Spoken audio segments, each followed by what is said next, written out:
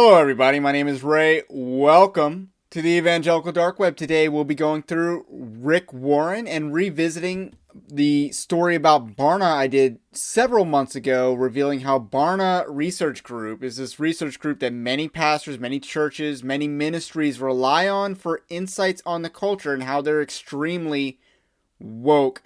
And I'll have those videos linked. But today, we are going to focus on an interview that Rick Warren gives to Barna Research Group on their Church Pulse podcast. And it's supposed to cover Rick Warren's support, and I mean support, of lockdowns, and supposed to cover the issue of race. Two things that Rick Warren is notoriously bad on. We'll see how Barna reacts. I've never seen this all the way through. Woke Preacher Clips is the credit on uncovering this little nugget, and I'm sure he has a source that gave it to him as well. So we're going to dive right into this, and I'll react in real time.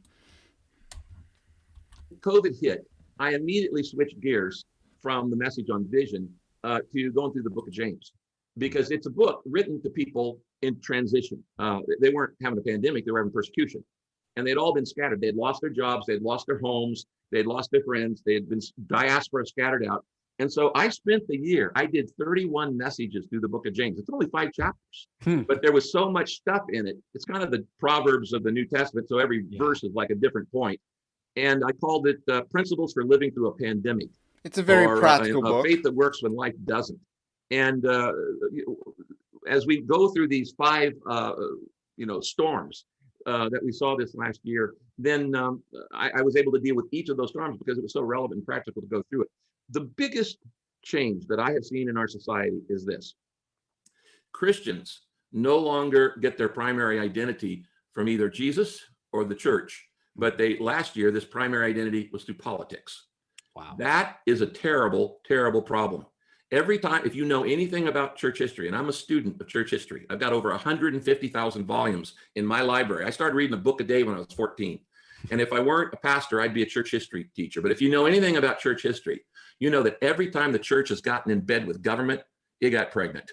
And it was a bad situation. And today there are people. Man, that's a very big Eva line. Didn't someone, Willie Rice, I want to say, someone like that said something like that at the Southern Baptist Convention? And Rick Warren is or was Southern Baptist.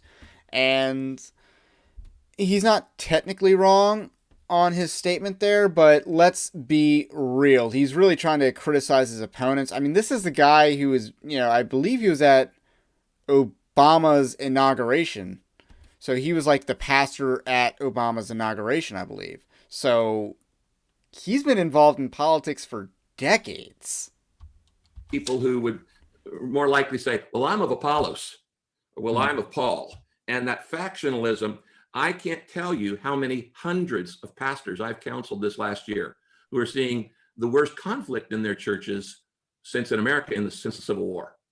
And that's tragic. But there's a lot of that going on. And we have to really remember that God has given us the ministry of reconciliation, that we are to be peacemakers. How do you think that happened? I mean, that could be a whole podcast in and of itself, but yeah. I mean, you've been around for the whole run from the moral majority through to the 90s, the 2000s. Yeah. I mean, you've seen different administrations come and go, and you've counseled presidents. So where do you think the line got crossed? Well, I think you hit it. I think you hit it. In 1980, the moral majority was formed, and it was the first of what has been a 40-something year progression where many Christians started putting their faith in government to change society rather than the church. Well, friend, that's not going to work. You don't change people by laws. There's no law that's going to turn a bigot, a racist into a lover. In fact, the whole book of Romans teaches the law doesn't work for that. Okay, he's wrong on a lot of levels here. Really? The moral majority is the start of this?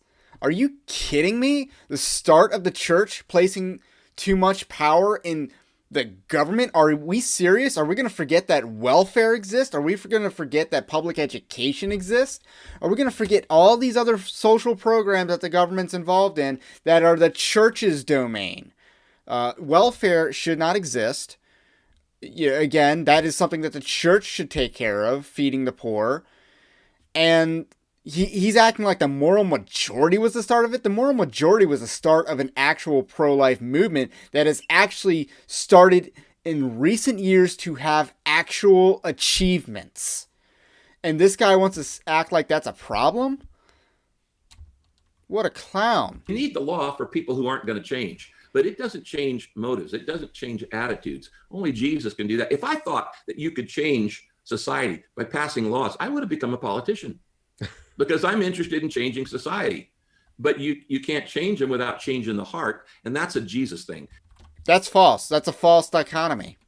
The idea that only the gospel can change society, that's not technically true. That's true about hearts, but that's not necessarily true about societies, because Jesus he didn't die on the cross to save a society. He didn't die on the cross for social reform.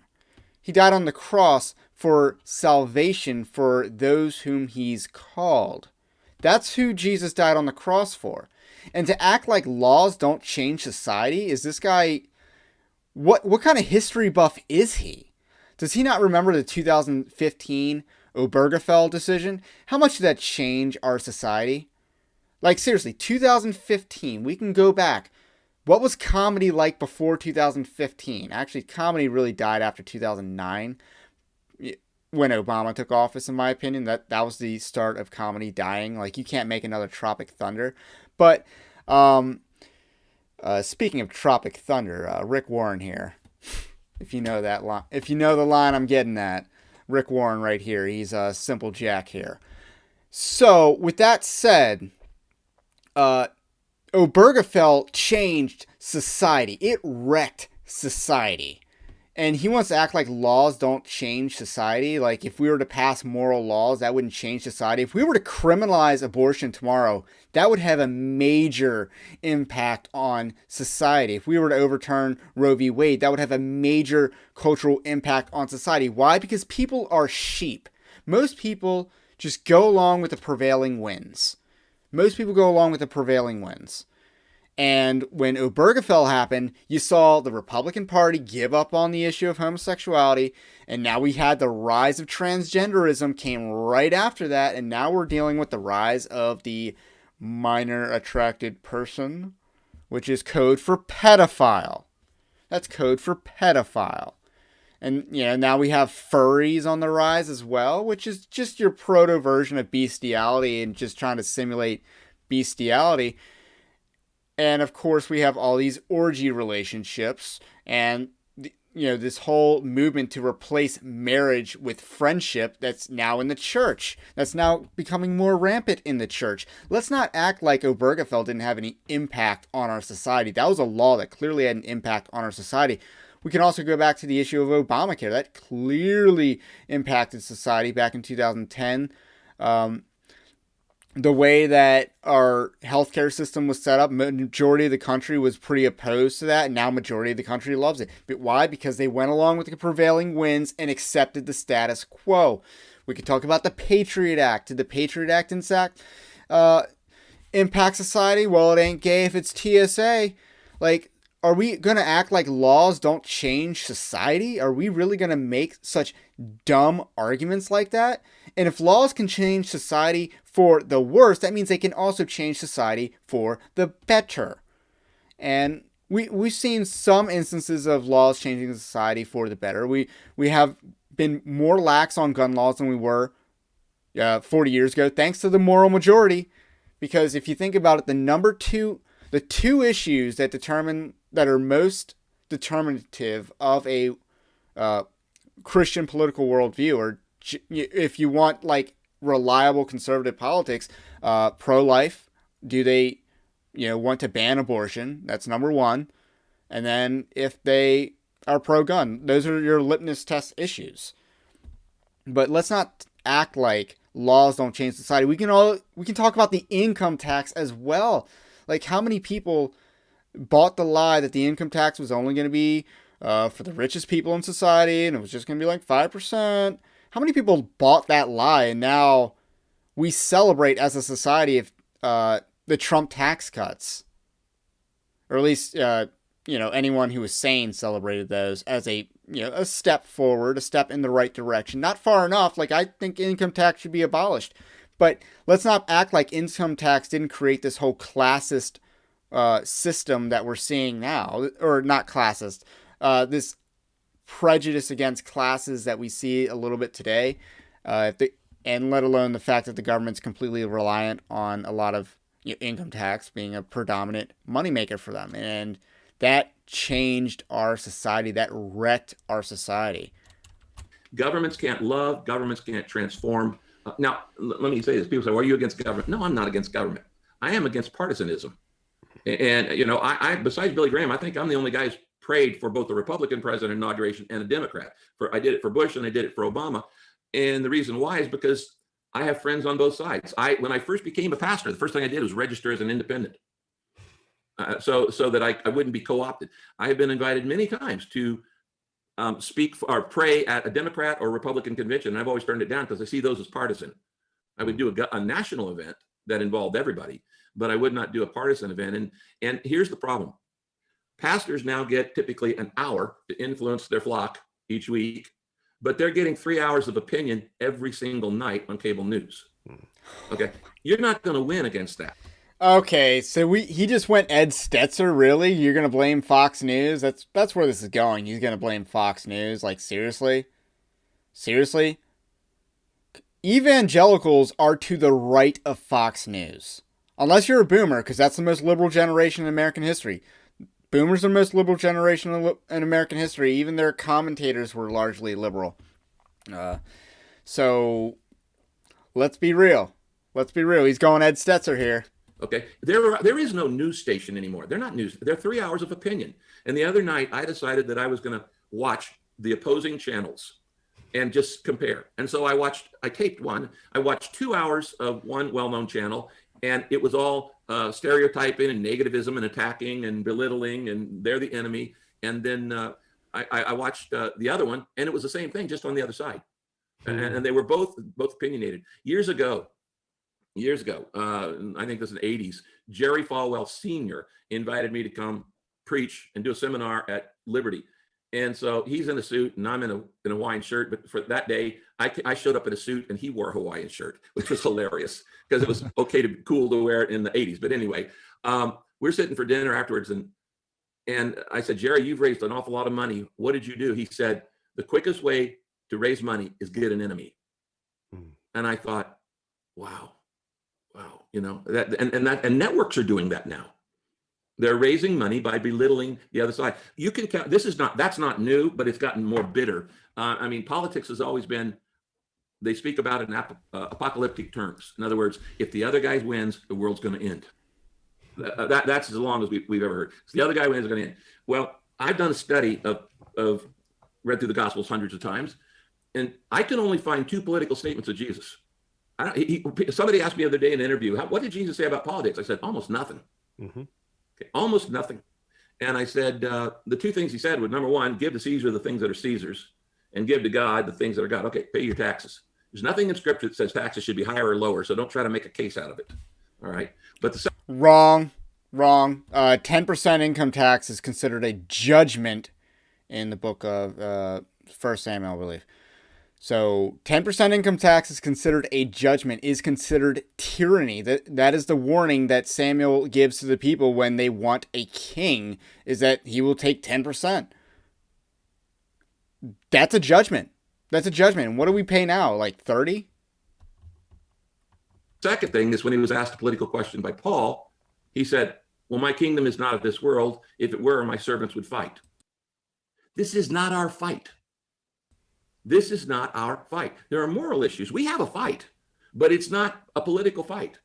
And we also use different weapons than the world does, as Paul says.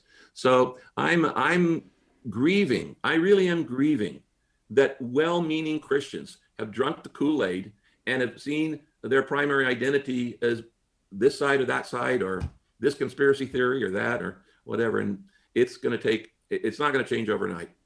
But my hope is the next generation. Some of the research we've just finished up asking pastors about some of their concerns and challenges shows that 3 out of 4 Protestant leaders say they're concerned about Christian nationalism in our nation right now. 1 in 4 say they're not, which is an interesting thing. I'd love you to sort of speak to that. And how would you recommend leaders think about discipling when it comes to politics, given sort of the challenges that you've recognized, like the influence of the digital space and media is so profound today. How do we take the venom out of our veins and really exude the kind of Christian discipleship that we need? Well, you've asked multiple questions there, but Dave, is typical. You're on the money, because you use the word discipleship. It's all of these issues are discipleship issues. Racism is the discipleship issue. Financial overspending is a discipleship issue. Political stereotyping, bias is a discipleship issue. Every one of these show our failure. Political stereotyping is a real thing, as they should be brought into the full measure of Christ likeness.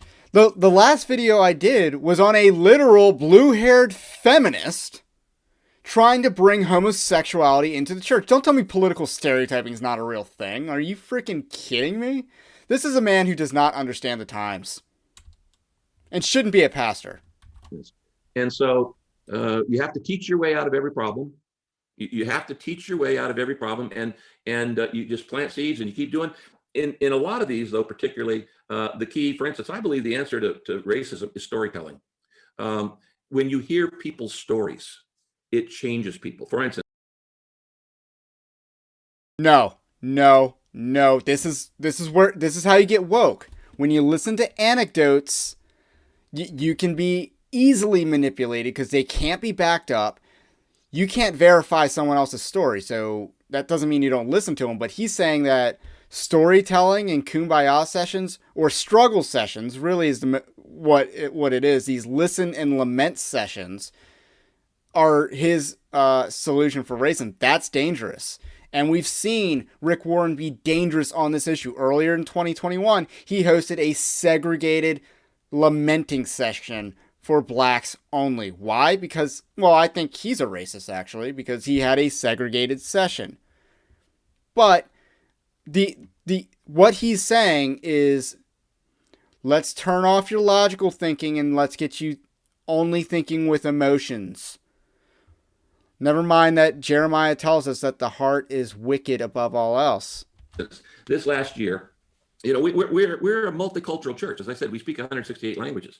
But I'm sure there's still racism in our members, in our church. I'm sure of that, because churches are made up of human beings. And if they don't have racism, which John Perkins is a dear friend, he said, I don't even use that word because it's like the N word for white people.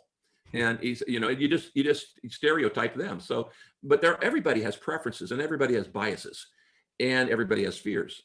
So this last year, when Ahmaud Arbery died and when George Floyd died, and that whole run of young black men were being murdered. Breonna Taylor, that's exactly right. Our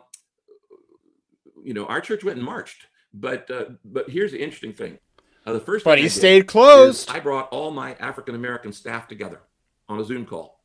And I said, okay, guys, couldn't even do it in person with me. And I need you to know what you're feeling about all this that's going on. And I need you to tell me instances of where you felt demeaned or belittled or not even just appreciated, not about 10 years ago, but in our church right now. Right now. Where have you seen vestiges of this in our church? And again, we could do a whole session just on this one. That meeting lasted 2.5 hours. It was excruciatingly really painful, but it was beautiful. It was real. It was authentic. We wept together. We shared together. It was true koinonia. It was healing, but it was tough.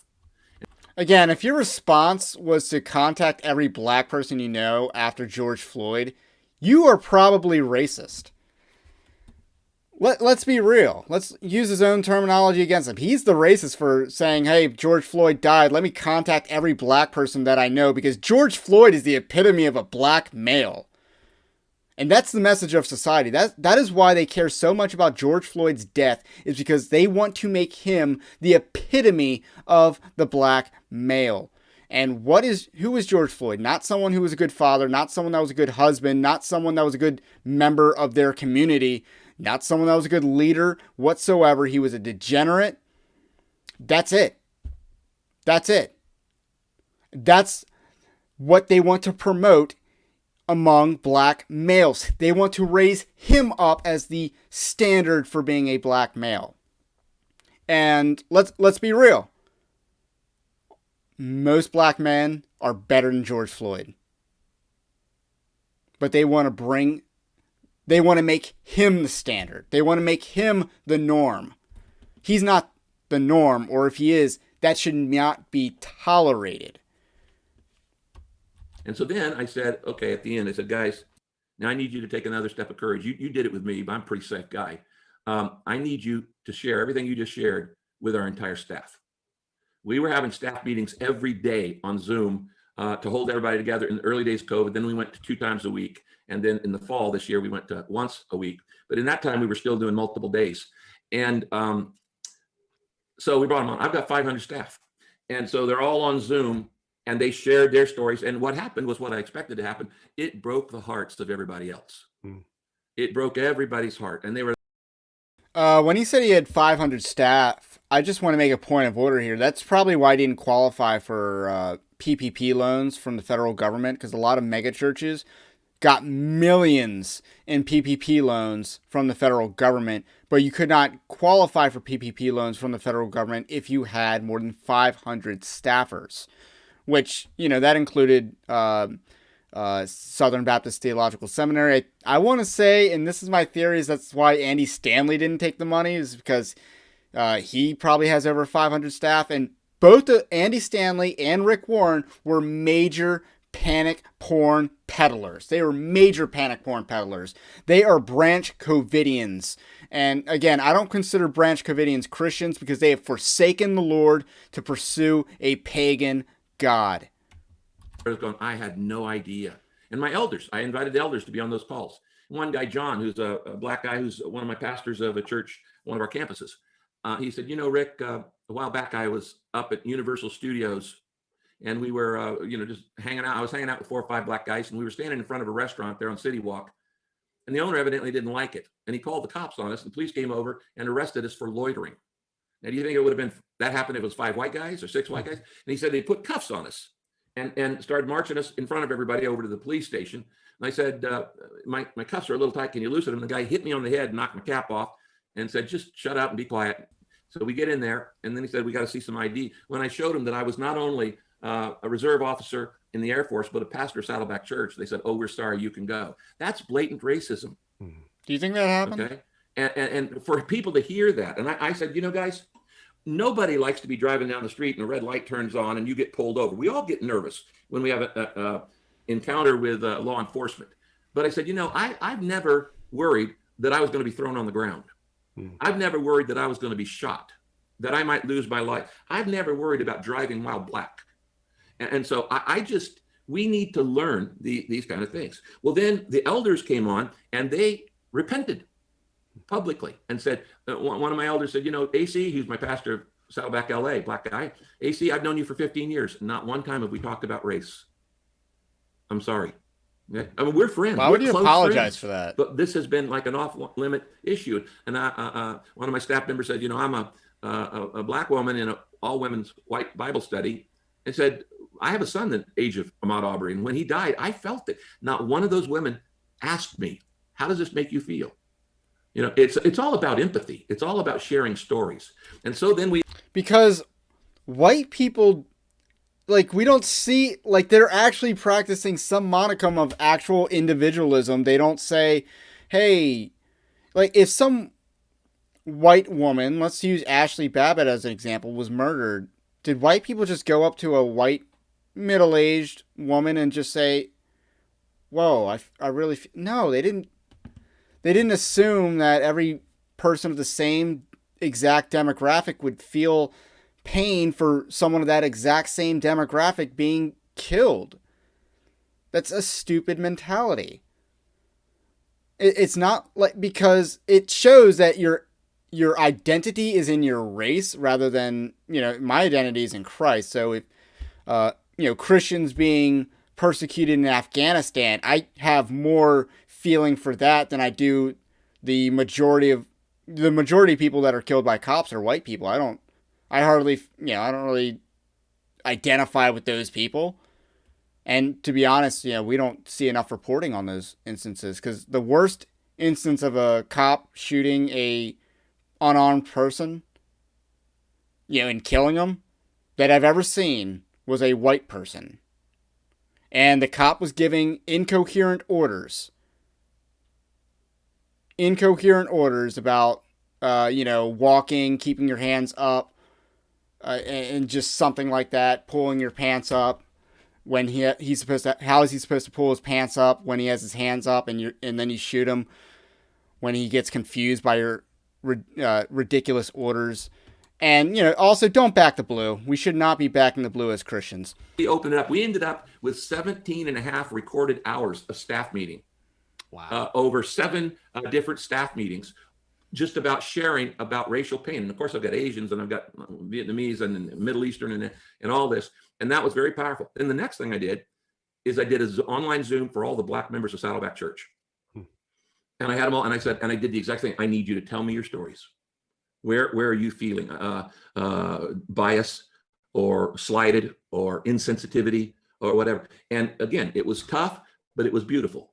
And I've done a second one since then. And then the other thing I did was I did a call for police officers, law enforcement in our church.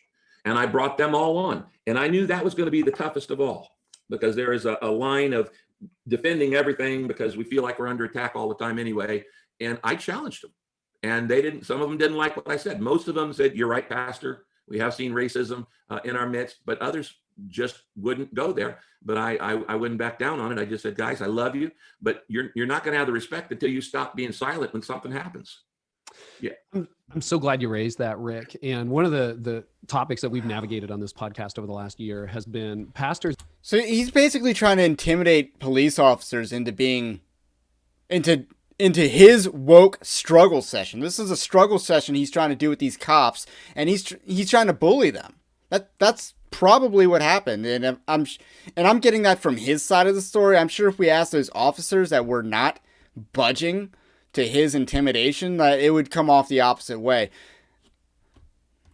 Are actually, according to Barna data, are showing a little more reluctance to talk about racial injustice than they were pre-pandemic, largely because what you said earlier, well, there's some issues. One of them is racism, but the other is, Rick, it's just too difficult. Like it's so conflicted and people get mad. And I have elders who are arguing with me and members who say they're going to leave, or that this is just politics. It's politics 201 in a different guise. What would you say to those leaders who would say, "I'd love to be able to do what you did, but there's just so much flack and tension," Rick? You can talk about race in the church. You really can. The issue comes when you're trying to be woke and do it. That's when the sheep hear my voice, as Jesus says.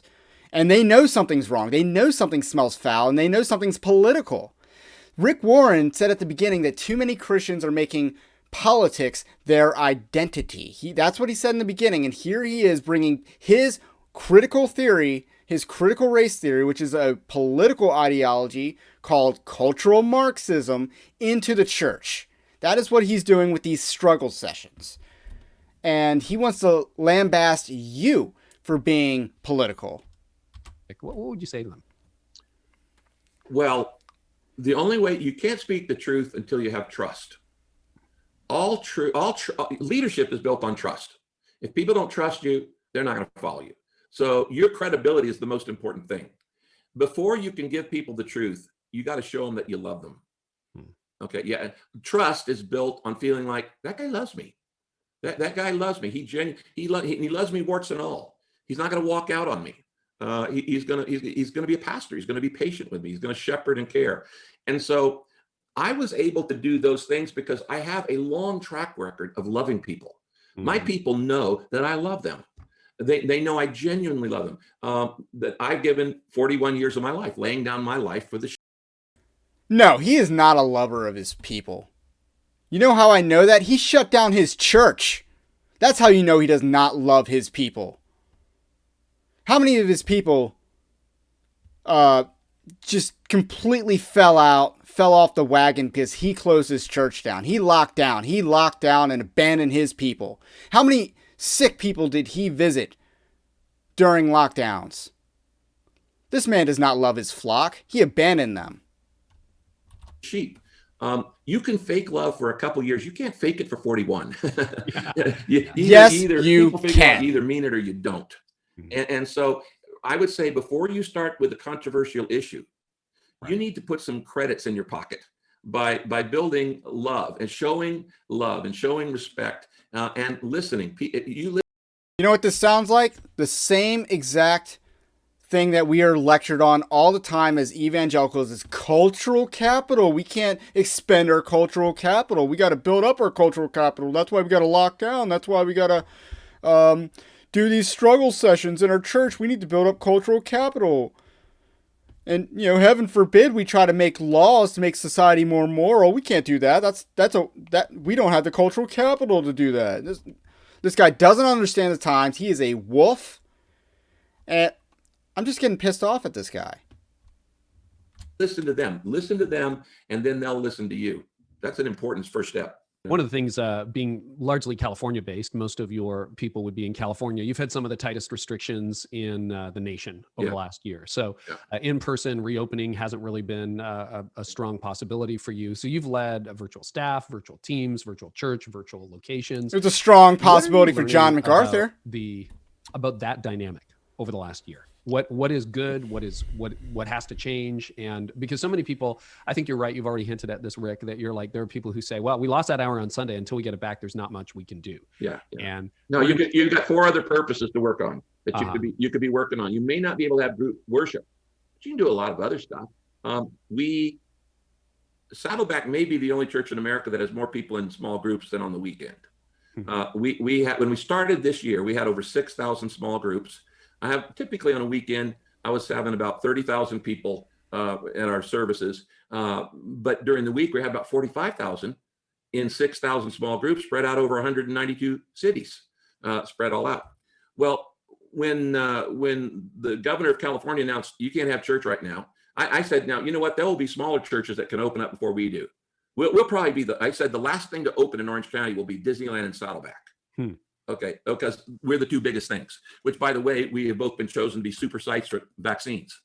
And we're gonna be vaccinating probably, I don't know, they think they can do 50,000 a week because of our size. But bottom line is, I said, we're gonna Branch be Covidian for there. other churches that can open up before we do. That's okay. We love them. We're happy for them. We're not jealous of them. We're all on the same team. But the very sheer size, we could be a super spreader because there's so many of us. But so anyway, we had these 6,000 small groups. I started preaching at the end of every message. If you're not in a small group, you're not going to make it through this COVID at the level of energy and comfort and support that you need. Small groups are not a substitute for church gathering. And it's not a substitute for the local church. And I'm speaking from experience here, where I have been in a situation where I've been disinvolved with church so much that a small group became the substitute for the church, but it's not the same. Like, you can't get what you can get out of a local church from a small group. Now, a small group, I believe, is a good addition to a local church, but it's not a substitute. And Rick Warren's trying to make it a substitute. It's not a substitute because there's no pastors shepherding over you. Discipline in a small group, not a thing. Ordinances, not common. I can't say I've never done an ordinance like communion in a small group before, but generally speaking, small groups cannot function as a local church. This is a wicked man justifying his wickedness and passing off his responsibility on other people because he's too lazy, he's too cowardice. He is a wolf, so he's a deceiver and doesn't actually care for his flock. He is full of fake love. So you need to get in group. We started 1,500 new small groups. Okay, and so when the church couldn't meet, we just met in small groups, and then the governor came and said you can't meet in small groups, and so then we went to online. And we've been doing. So he took his wickedness up. Not only did he ban his church from gathering on a Sunday, he banned his small groups from gathering. What a wicked man. Online sense. Now, there are some groups that are doing online, but then they also go meet outside. Okay. And they'll do like that. So we're letting them do that. You wouldn't let him do it in person. Here's though. one of the things indoors. God's in control. He wasn't surprised by this. He's not worried about his church. The church has survived every dictator, every war, every pandemic. In fact, most people don't know this, that the reason Christianity spread so greatly were the two great pandemics of the 2nd and 3rd century. There was the Augustinian pandemic and there was the Cyprian pandemic. And both of those, when there were plagues that came into the Roman Empire, people began to flee the cities in masses because they didn't know about germs or viruses. And they just thought maybe it's the urban area that's killing us. So millions of people began to leave. It was at that point Christians began to move into the city to care for the dying. They moved into the urban areas to care for the dying. And in inventing a new way of caring for the dying and showing hospitality, they invented what became the hospital. Most people don't know this. We invented the hospital, not government, not business. The Christians church invented the hospital. That's why most of them say St. Mary, St. Mark, St. Matthew's, more than anything. Why? Twice in scripture, it says Jesus went into every village preaching, teaching, and healing. 1/3 of his ministry was healthcare. He didn't just care about the mind or the body. He cared about the soul, all three. We don't want to just get people into heaven. We want to educate them. That's why when people say, are you pro-life? I say, no, I'm not pro-life. I'm whole life. Okay. I want that little girl to be born, but I also want her to get an education. He's equating life with quality of life. What a turd. Rick Warren is a turd. And, he's an egalitarian, so he should be kicked out of this. His church should be kicked out of the Southern Baptist Convention. That'll be an interesting experiment to see. But he's a turd. And the church back then, according to his retelling of church history, did not shut down their doors, did not shut down their ministry amidst real pandemic. They expanded. They did their jobs. They did not forbid their lower, he not only closed his church down, he forbade his small groups from meeting in person. This is a wicked man. To not be abused, to not be mistreated, to have equal rights. I want her to grow up and be what God wants her to be. So the bottom line on this was that in healthcare, since Christians have a history of preaching, teaching, and healing, you go into any country in the world, the first school, the first higher education, and the first hospital, every one of them were started by missionaries. Every single one of them around the world. That's not true. We know more about education and healthcare than anybody, so we don't have to back down. But going back to your question, it's not necessarily true. We are in a transition, and what everybody's used to Zoom now. Right. This is going to open up enormous opportunities. Every time God's word has been put in a new technology, revival has come as a result. When Gutenberg invented the printing press, are you seriously comparing Zoom to the printing press? Are you kidding me? Zoom is a step backwards. It's a step back, and Zoom sucks as far as technology goes. The audio quality sucks. It sucks. But television already exists. That's what Zoom is. You're basically online television, live streaming, live chats. It's not new. It's not that proprietary. It's just one company. Let's not pretend like this is the means to a cultural revolution, because guess what? Churches that forced online, they're struggling to see people come back. Why? Because it's not that essential to gather. And that's the message that they got from the church. That's the message I'm saying. And he's trying to act like Zoom's going to be the Gutenberg printing press. No, it's going to be the poison that your church dies with. And hopefully Saddleback Church just dies as a church. God didn't give us the printing press for pornography. He gave it to us to spread the word. And the Bible, obviously, was the first thing that was printed. God's word was printed. What most people don't know is that 50 years later, we had the Reformation because of the printing press. It wouldn't have ever happened without the printing press. Most people don't know that Luther, every 2 weeks, wrote a new tract. And then they would mass print them and produce them, and they flooded Europe with his tracts. That's how the Reformation happened. It wouldn't have happened without the technology. Every time we got the telephone, then we got the radio, then we got TV, then we got the internet. Now we're showing a way to. What about social media? Social media has been around for 10 plus years, 15 years pretty much. Where's the revival there? His point is so historically inaccurate here. And the Protestant Reformation succeeded because of the printing press. That's the key caveat to what he's saying. It succeeded because of the printing press, as far as we can tell. But I also believe it was God-inspired. That was God keeping an active hand in church history. So God's going to keep an active hand in church history. We shouldn't make this dependent on technology. Let's not pretend like the radio or television really changed a whole lot. Like, if there's a means to tell the gospel, tell the gospel. But let's not pretend like Zoom is superior to, say, YouTube in this regard. Like, YouTube's been around for 15 years. This is a stupid point. And I'm going to stop it here because we're at 40 minutes. If you like this content enough to stick around, don't forget to subscribe to the channel. And if you really like the Evangelical Dark Web, hit up evangelicaldarkweb.org and also check out evangelicaldarkweb.org/join, and you can become a member of the Evangelical Dark Web and support that way. All money goes towards keeping up the site, not to pay me, and just that kind of thing. So let me know what you think about what I think. I got heated in this video because I can't stand listening to him speak. He is such a liar. He does not. There's no love there. There's no love in a man who willfully abandons his congregation like the way he did. There's no love there. And it just pisses me off. It does. So that's all I got to say about that for now. I think I'll return to this in a part 2, and we'll keep it going. Have a blessed day, and I'll catch you on the next one.